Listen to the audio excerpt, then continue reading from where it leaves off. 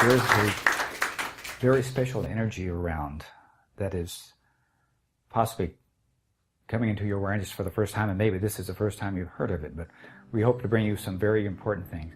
One of the main things we wish to tell you is, if you're doing prayer, if you wish to create something, there's two ways of doing it. One is somewhat ineffective, the other is very effective. And you may try this just to play with it a little bit. If you have a thought of something you want to accomplish, then it's usually very mental.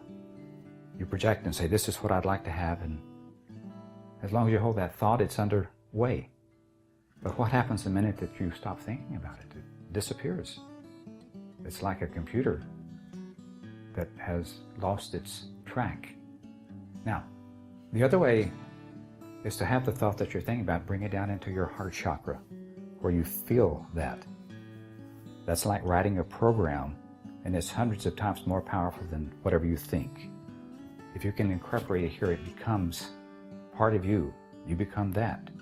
So if you're praying for something, if you're hoping for something, if you're wishing for something, then allow it to be incorporated right in here.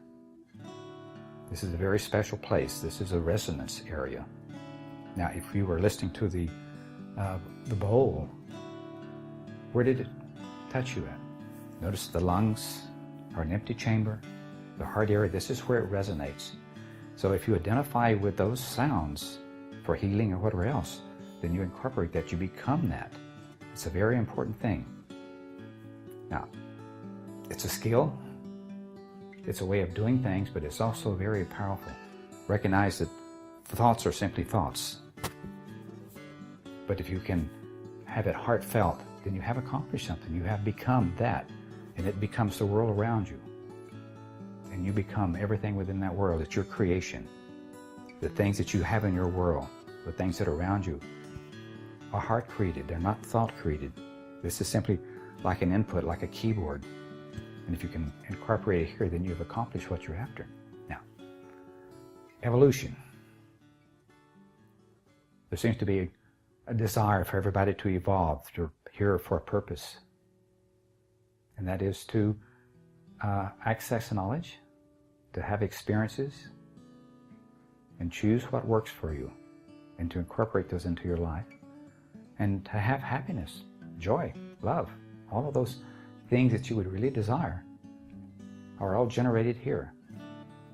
So as you evolve, you're going to find that you're touching divine love, spiritual love, personal love, universal love, all of that. It's all here. It is not up here. This is simply a concept. It is like building a house. Maybe you have the blueprints, but until it's built, until you've had that experience, it doesn't ring true. So what we're telling you is, whatever you're creating, or whatever you wish to create, become that, be that. If you wish to have abundance, feel like you have abundance. Look around you. You're alive, you're breathing, you have food to eat. And yet most people equate that to how many dollar bills that you have in your bank account or something, or what you own, or what you think you own, that in actuality owns you. Have you not noticed the more things that you have, the more things own you, more things that require your time, your commitment? So most fascinating.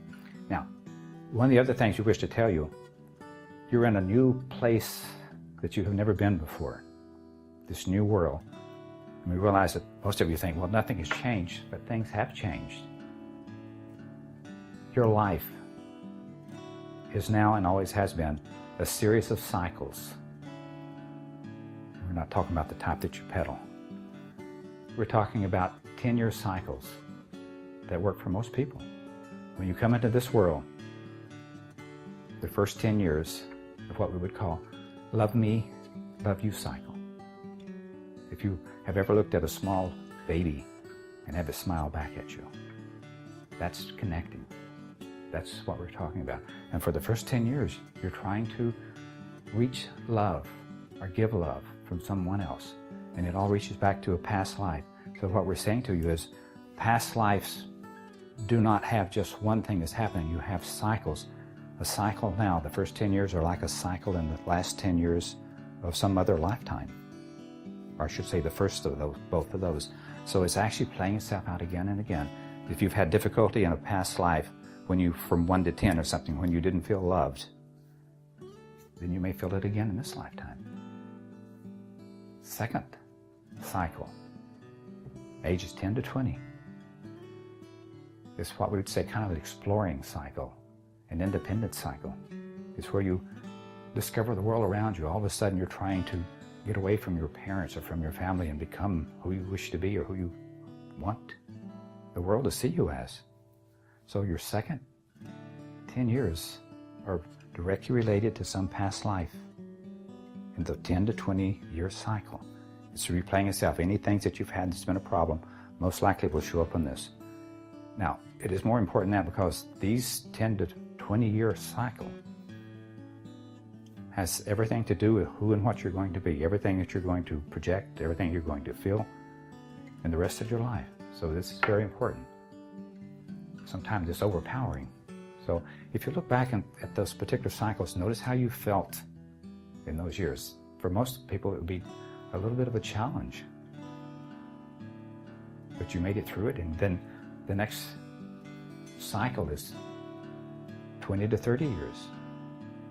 This is your creative cycle. Everything that you have decided that you want to do and all the excitement within that. Perhaps you're getting married, perhaps you're pursuing a job, perhaps you're going into school. But that is a very creative cycle. And it happens not just to one person, but to everyone. Now, we're talking about 10-year cycles. These are variable. Some will happen for you sooner, some will be maybe 2 to 3 years, some will be much longer than that. But you get to decide how long you're going to stay in any particular cycle. The next cycle up is 30 to 40. So you get to look at what you've created and decide, does this serve me? What can I do? What should I do? So it is a little bit of indecision, but it also is empowering if you decide this is what you like, this is where you're going. And it gives you an incentive to perhaps try to produce more, to have more of this 724 nose to the grindstone type of thing, so that you're trying to accomplish everything. So how does that work for you? Next cycle, 40 to 50. You get to look at your life and decide if it's working. You get to decide whether or not you're going to change your path or whether things are going as they are. You have responsibilities. Most of you will have families.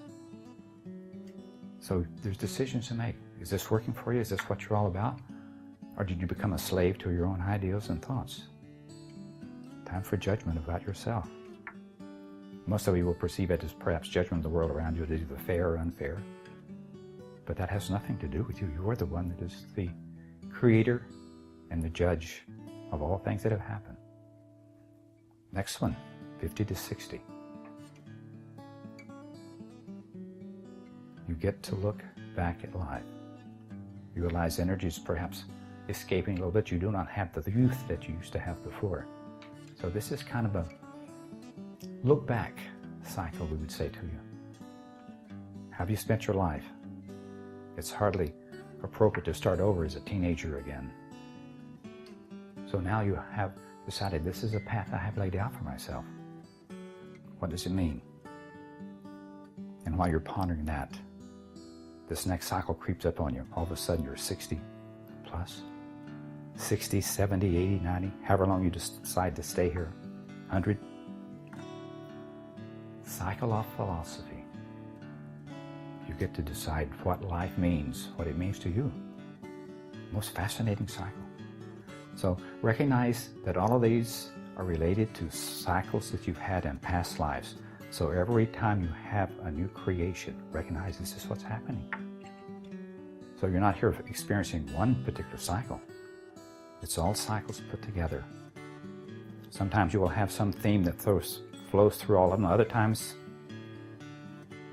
you'll find that each cycle brings something new to you. But this last cycle, this cycle of philosophy, this is when you get to decide who and what you are, what life means, if it was worthwhile. Whether or not you have made yourself happy, whether or not you made other people happy, whether or not you've been someone that has supported everyone else, or whether or not you've been selfish. All of that comes up. And the most amazing thing is, you think there's probably nothing you can do, but then you may find that you have enlisted yourself in some sort of service to help someone else. Something that you have done, some skills you've had is being applied to evolve you into universal love, into divine love, into happiness. Now, most fascinating, yes? What if you are not this physical body? What if indeed the physical body is not stationary?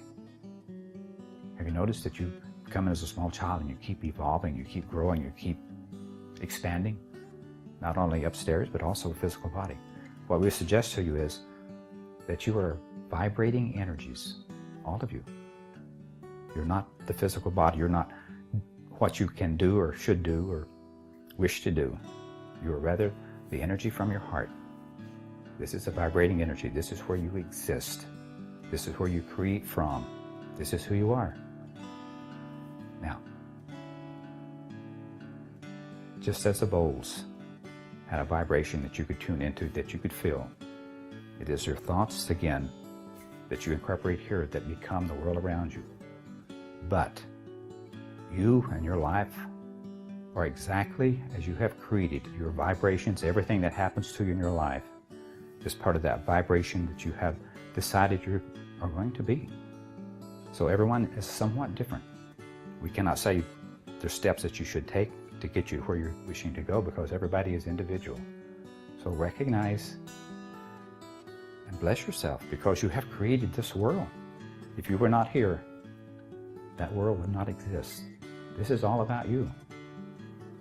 The vibrations you've had, so everything that you have happening for you, whether or not you're healthy or unhealthy, happy, unhappy, whether or not you have abundance or not, whether or not you feel love, whether or not you feel friendship, is all self-created. It is somewhat like that cycle we talked about from 1 to 10 years. Love me, love you cycle. This is where it's created. This is what you come in with. This is what you create over and over again. Your life, your world, everything around you is your creation. So if you're having difficulty, health problems, it is part of your vibration. This is who you have decided and agreed to be, to experience yourself. And it is all there for a purpose.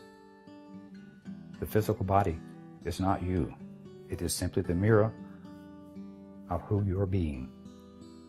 So recognize everything is your creation. The whole of the world is exactly as you have expected it and found it to be, your creation. No one else's. You will say, well, perhaps my parents had something to do with that. Or perhaps the person that didn't like me had something to do with that. But you're not them. You do not have the vibrations they have. You have your own unique vibrations. Now, I'm not saying that something that happens to you cannot affect it, but you have to agree to be that. If somebody has confronted you and makes you feel bad about yourself, or if you have somebody that passes you on the freeway and cuts you off and you wave at them as they go by with that familiar finger, you know, recognize that that is your creation.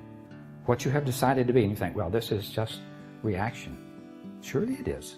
But that reaction is the true you that is coming out, that's being exhibited all around you.